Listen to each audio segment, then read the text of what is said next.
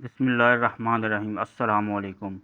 قرآن کریم کے 7ویں سپارے کی سورۃ اعراف میں اللہ پاک فرماتا ہے، اور سنا دے ان کو حال اس شخص کا جس کو ہم نے دی تھی اپنی آیتیں، پھر وہ ان کو چھوڑ نکلا، پھر اس کے پیچھے لگا شیطان، تو وہ ہو گیا گمراہوں میں، اور ہم چاہتے تو بلند کرتے اس کا رتبہ ان آیتوں کی بدولت، لیکن وہ تو ہو رہا زمین کا اور پیچھے ہو لیا اپنی خواہش کے، تو اس کا حال ایسا ہے جیسے کتا، اس پر تو بوجھ لادے تو ہانپے اور چھوڑ دے تو ہانے۔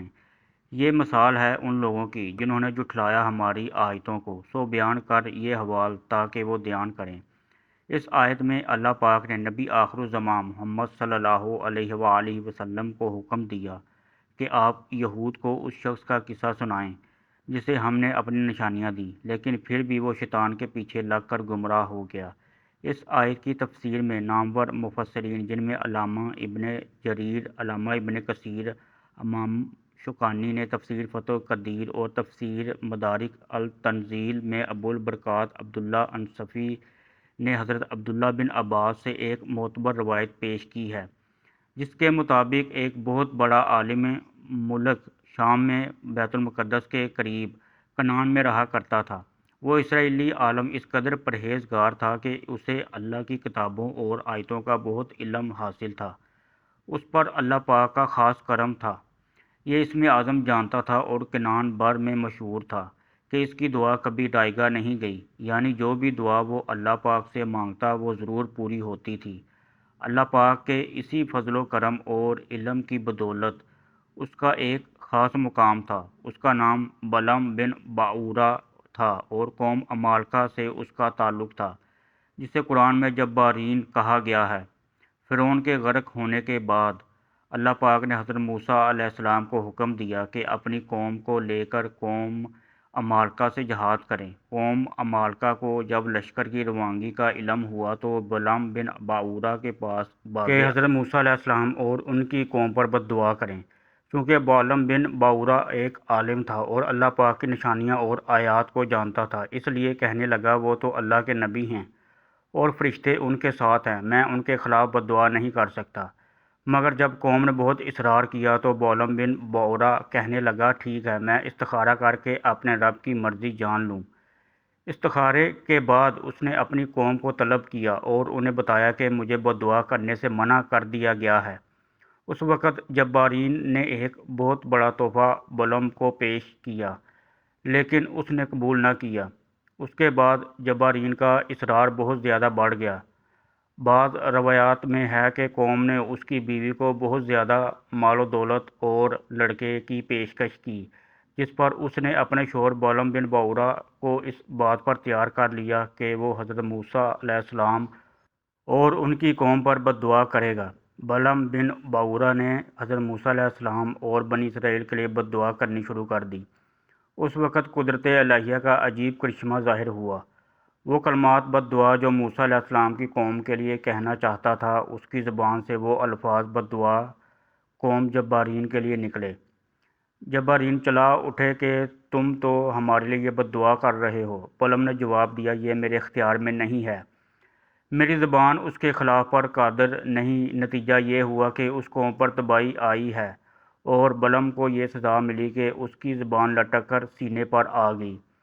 اب اس نے جبارین سے کہا میری تو دنیا و آخرت تباہ ہو گئی، اب میری دعا کی قبولیت سلب کر لی گئی، لیکن میں تمہیں ایک تدبیر بتاتا ہوں جس کے ذریعے تم موسیٰ اور اس کی قوم پر غالب آ سکتے ہو۔ وہ یہ کہ تم اپنی حسین لڑکیوں کو آراستہ کر کے بنی اسرائیل کے لشکر میں بھیج دو اور ان کو تاکید کر دو کہ بنی اسرائیل میں کوئی بھی ان کے ساتھ جو کچھ بھی کرنا چاہے منع نہ کرے۔ بلعم بن باعورہ کو یہ شیطانی چال ان کی سمجھنے میں آ گئی اور اس پر عمل کیا گیا، چنانچہ انہوں نے اپنی سب سے جوان اور خوبصورت لڑکیاں مال بیچنے کی غرض سے بنی اسرائیل کے فوجی کیمپ میں بھیج دیں۔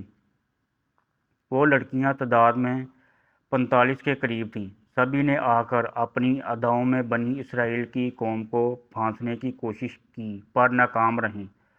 ان لڑکیوں نے فیصلہ کیا کہ ان کے سردار پر ڈورے ڈالے جائیں، چنانچہ ان 45 میں سے جو سب سے خوبصورت اور کم سن تھیں اس کو شمعون بن یعقوب کے پاس اس کے خیمے پر بھیجا گیا۔ شمعون بن یعقوب جو حضرت موسیٰ علیہ السلام کے لشکر کا سپہ سالار بھی تھا، وہ لڑکی بہت پسند آئی۔ وہ اسے لے کر حضرت موسیٰ علیہ السلام کی خدمت میں حاضر ہوا اور کہا، میرا خیال یہ ہے کہ آپ اس عورت کو حرام سمجھیں گے۔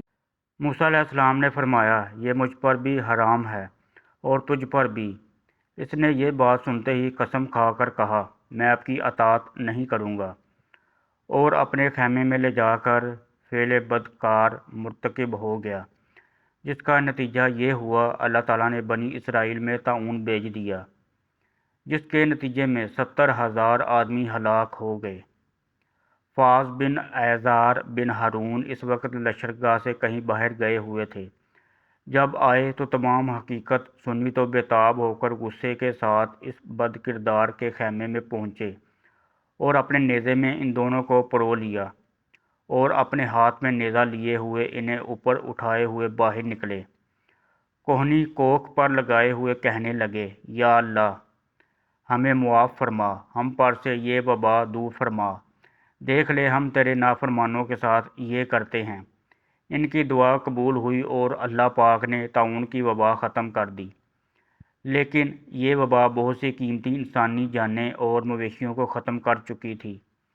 روایات میں آئے ہیں کہ بلعم بن باورا اور اس کی بیوی کی شکل کتوں میں بدل گئی اور وہ ساری عمر لوگوں پر بھونکتے رہے، اور ایک دن انہی کی قوم نے ان دونوں کو پتھر مار مار کر ہلاک کر دیا۔ اللہ اکبر! دینی علم جیسی زبردست دولت کو کیسے دنیا پر لٹا دیا گیا، لیکن بلعم بن باورا کے پاس نہ دین رہا اور نہ ہی دنیا بچی۔ علم و ہدایت کو چھوڑ کر خواہشات نفس کے پیچھے بھاگنے والوں کا انجام انتہائی عبرتناک ہی ہوتا ہے۔ یہ واقعہ آج کے تمام لوگوں کے لیے بہت زیادہ عبرتناک ہے کہ کس طرح اللہ پاک کی نشانیاں ہم سب پر عیاں ہیں، لیکن پھر بھی ہم نماز، روزہ، حج اور زکوٰۃ سے بہت دور ہیں۔ اللہ پاک ہم سب کو دین اسلام کو صحیح معنوں میں سمجھنے اور اس پر عمل پیرا ہونے کی توفیق عطا فرمائے، آمین۔